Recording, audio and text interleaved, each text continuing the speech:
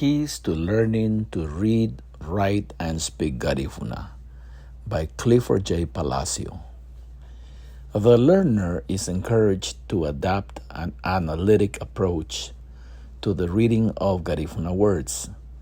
Utilizing an analytic approach to the reading of Garifuna words means systematically breaking down and examining the structure, origins, and usage of Garifuna words rather than just memorizing or recognizing them as wholes.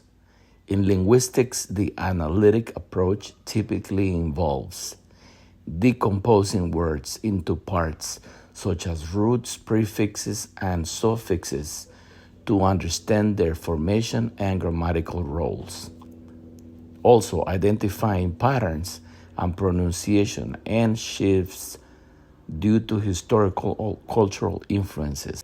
Analyzing word origins etymology to see how Garifuna words are borrowed or adapted from Arawak, Carib, French, English, and Spanish, and how these sources affect form and meaning. Also describing grammatical functions, such as the use of markers for indefiniteness like aba, definiteness, plurality, and word order, to see how meaning is structured in context.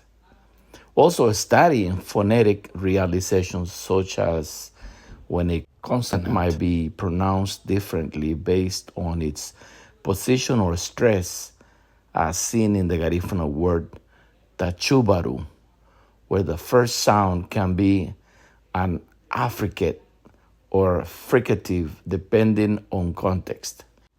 Fricative, for example, a consonant produced by forcing air through a narrow gap between two articulators, like the teeth and lips or tongue and the roof of the mouth, creating friction, for example, F, V, S, Z, sh. Now, affricate is a consonant that begins as a stop, complete obstruction of airflow, and then releases into fricative. It's a combination of a stop and a fricative. For example, che as in chair and j as in judge. This analytic method contrasts with more holistic and or rote memorization techniques, focusing instead on critical analysis and explicit description of language components, their relationships, and their roles in communication. In practical terms, for learners or researchers, this approach can improve reading, deepen understanding, and help in revitalization or teaching efforts by making the structural features of the language more accessible. It is important for the learner to remember that Garifuna language is highly phonetic and to pay keen attention to the unusual characteristics of the language. The following are very challenging. Number 1, pronunciation. A. Vowel sounds, short, as in bat, pet, sit, on, room. Diphthongs, ubouhu, which means island.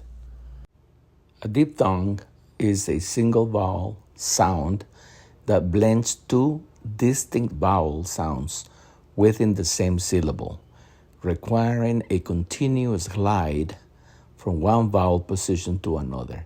This glide is what distinguishes a diphthong from a pure and changing vowel sound, called a monophthong. In Tri-thongs, mariei, which means marriage. A triphthong, sometimes spelled tri-thong, is a single syllable vowel sound in which the articulators, your tongue and mouth, glide smoothly through three different vowels qualities in rapid succession.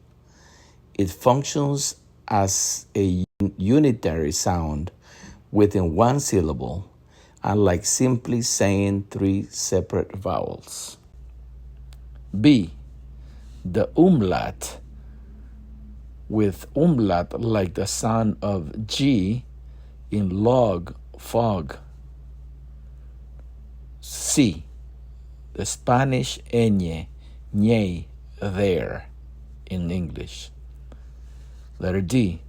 The nasal sounds, N preceded by the vowel. Fein, which means bread. Seinsu, which means money. Letter E. Guttural sound, unhun, which means pigeon. Guttural sounds are speech sounds produced primarily at the back of the throat or rear of the oral cavity. The term guttural comes from the Latin word guttur, meaning throat.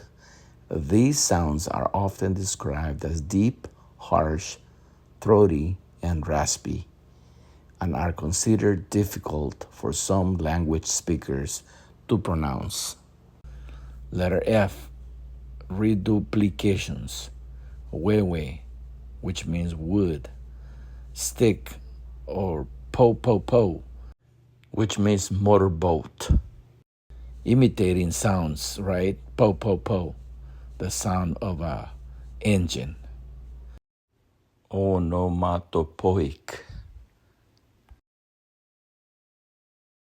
Reduplication is a linguistic phenomenon where a word or part of a word is repeated, either exactly or with a slight change, to create a new word or expression. This process is common in many languages, including English. Example of reduplications. Exact full reduplication.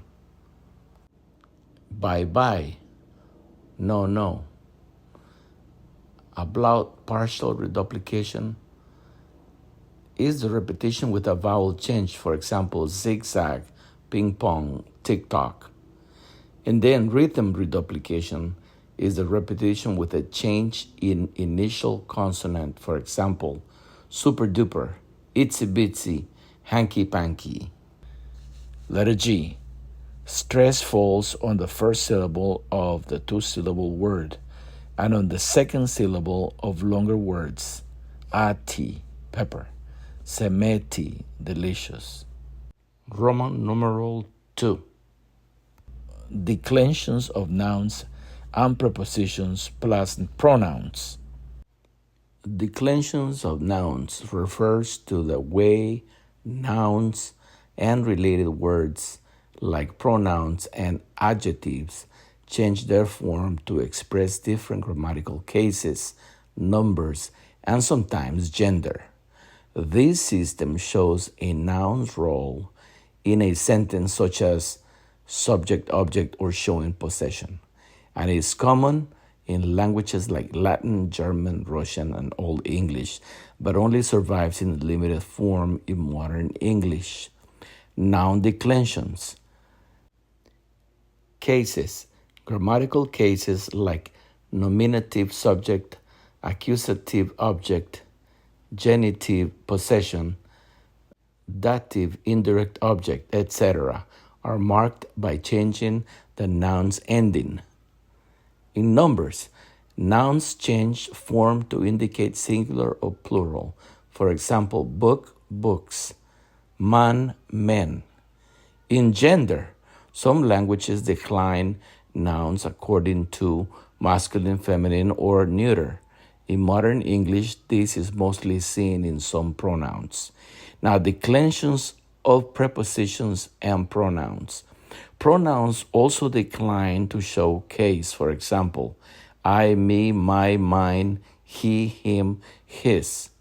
Prepositions themselves do not decline, but they govern which case the following noun or pronoun takes. For example, in Latin or Old English, a preposition may require the noun it governs to be in an accusative or dative case. The markers of gender, number, person. Noun, number 1, singular. First person would be Nigarada, my book. The second person would be Bigarada, your book. The third person would be Ligarada, his book. Third person feminine, Tigarada, her book. Plural, first person plural, Wagarada, which means our book. Second person in plural, Higarada, your book. Third person, Hagarada, their book. Preposition plus pronoun. Number 1, singular. First person will be Numa, which means with me. Second person, Buma, with you. Third person masculine, Luma, with him. Third person feminine, Tuma, with her. In plural, first person, Wama, with us. Second person, Huma, with you all.